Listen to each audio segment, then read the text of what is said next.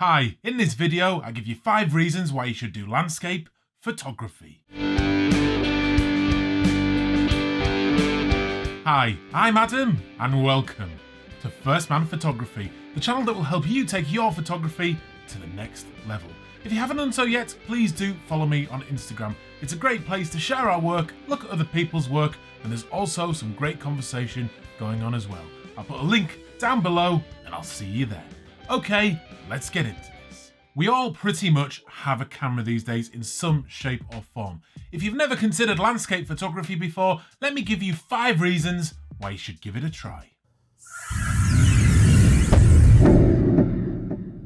Number 1 is it gets you into the great outdoors. You're not going to be able to shoot landscape photography sitting on your couch, so you're going to have to get up, get out the house and get into some interesting locations. It promotes a much healthier lifestyle, getting out, getting some exercise, and there's virtually no downside to it, and your overall well-being will be increased. One of my favourite things is after I've been out shooting for the day, getting back, knowing that you've burnt some calories off, and then sitting down and editing through your photos whilst listening to some really good music. And that is even better if you're doing it with a friend.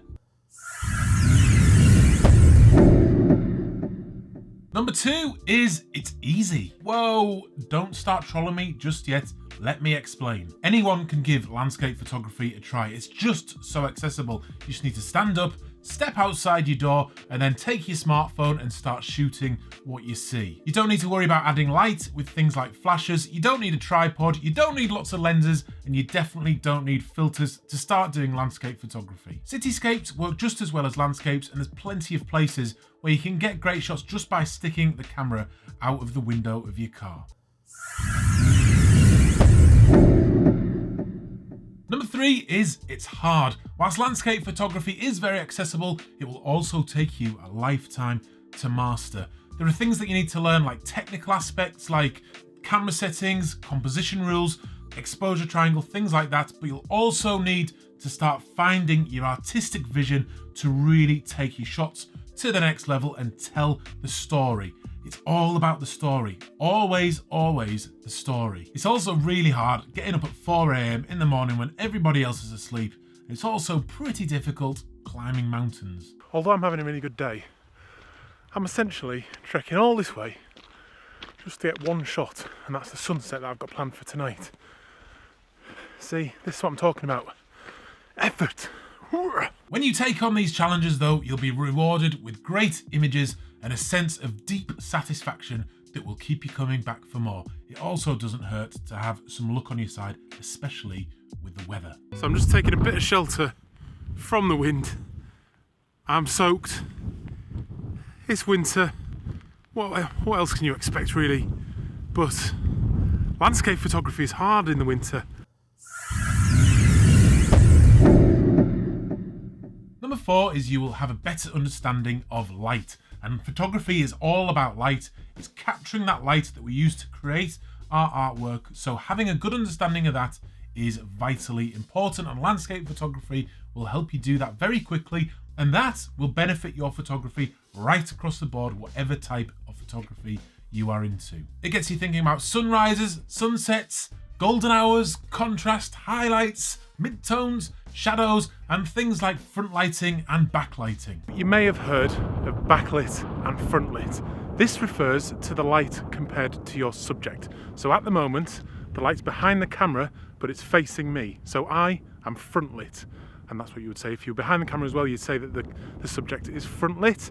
And as we spin around and the sun goes behind me, I become backlit. The light on your subject is just as important as the subject itself, so understanding how to best use that light will help you tell the story of that landscape and take your images to the next level.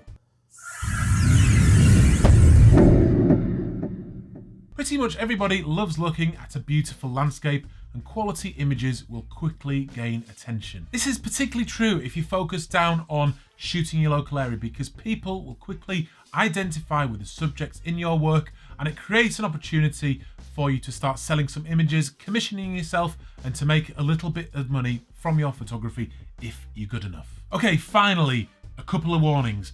If you get the landscape photography bug, it's likely that you will never ever be able to look at a landscape again without thinking about the best way to shoot it.